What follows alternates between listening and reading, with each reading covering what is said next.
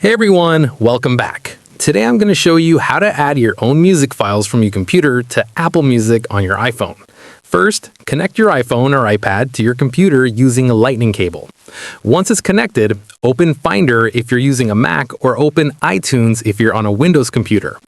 Next, select your iPhone or iPad from the device list on the left side of Finder or iTunes. Now, open the folder on your computer that contains the music files you want to add. Drag and drop those audio files directly into the device section in Finder or iTunes.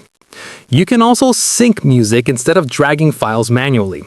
In Finder or iTunes, click on Music, then enable Sync Music to your device. Choose whether you want to sync your entire music library or only selected artists, albums, genres, or playlists.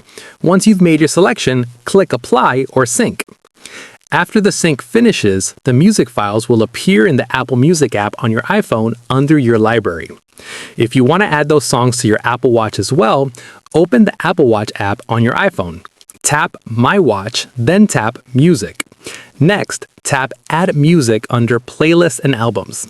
From there, choose the albums or playlists you want to sync to your Apple Watch and tap the plus icon. The music will transfer to your watch when it's charging and connected to Wi-Fi.